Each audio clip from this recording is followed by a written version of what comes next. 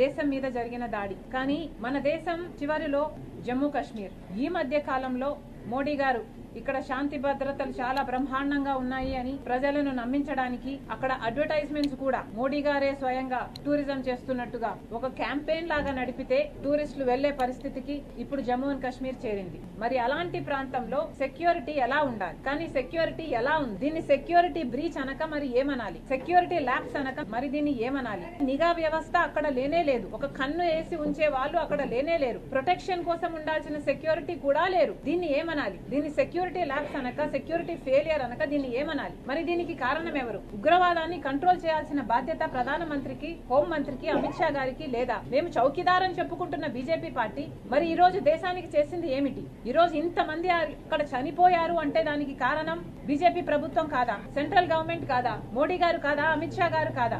Moral responsibility వహించి ఈరోజు మోడీ, అమిత్ షా రాజీనామాలు చేయాలని, రిజిగ్నేషన్ ఇవ్వాలని మేము డిమాండ్ చేస్తున్నాం. దేశమంతా ఈ రోజు దాడి జరగబోతుంది అంటే ఇంటెలిజెన్స్ లేదా అని అడుగుతున్నారు. ఇండియన్ ఇంటెలిజెన్స్ ఏమైనట్టు అని అడుగుతున్నాం. ఇది ఇంటెలిజెన్స్ ఫెయిలియర్ కాదా అని అడుగుతున్నాం.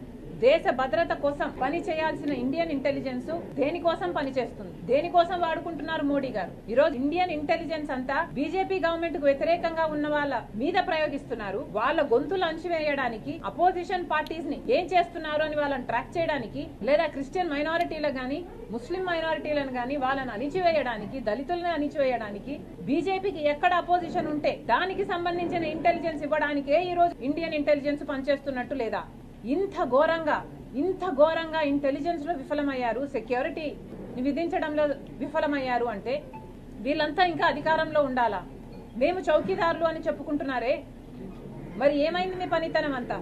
ఈ రోజు ఒక ఇంటెలిజెన్స్ నే కాదు, ఇండియన్ ఇంటెలిజెన్స్ నే కాదు, ఏ సెంట్రల్ ఏజెన్సీని తీసుకున్నా, ఒక సిబిఐ అయినా, ఒక ఈడీ అయినా, ఒక ఇన్కమ్ ట్యాక్స్ అయినా, ఎలక్షన్ కమిషన్ అయినా, ఆఖరికి సెబీ అయినా, అన్ని ఏజెన్సీలని వాళ్ళ స్వార్థం కోసం వాడుకుంటున్నారు. దేశం కోసం పని చేయాల్సిన ఇన్ని ఏజెన్సీస్ ఈ రోజు మోడీ కోసం పనిచేస్తున్నాయి. ఇది అన్యాయం కాదా అని అడుగుతున్నాం. బయట యుద్ధం కాదండి, లోపల వాళ్ళే యుద్ధం చేస్తున్నారు. మతాన్ని వాడుకొని లోపలే ఒక యుద్ధం జరుగుతుంది, లోపలే సెక్యూరిటీ బ్రీచ్ ఉంది. మరి అలాంటప్పుడు బయట వాళ్ళు అవకాశంగా తీసుకోరా దాన్ని?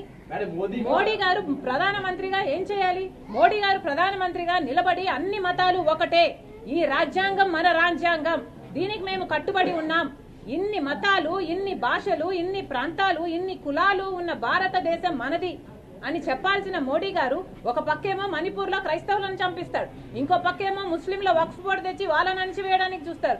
మరి ఇది కాదా అండి టెర్రరిజం అంటే? ఇంటర్నల్ టెర్రరిస్ట్ మోడీ గారే, బీజేపీయే. అదే ఆసరాగా తీసుకుని ఇప్పుడు బయట వాళ్ళు దాడి చేస్తున్నారు. ఇదే మోడీ గారు ఆయన పెట్టాల్సిన శ్రమంతా దేశం బాగు కోసం, ఇక్కడ వాళ్ళ కోసం, మన భద్రత కోసం పెట్టుంటే అసలు బయట నుంచి వచ్చి చొరబడి మనల్ని అటాక్ చేసే ధైర్యమే ఉండేది కాదు. ఈ రోజు ప్రతి సంస్థని మోడీ గారు దేనికి వాడుకుంటున్నారండి?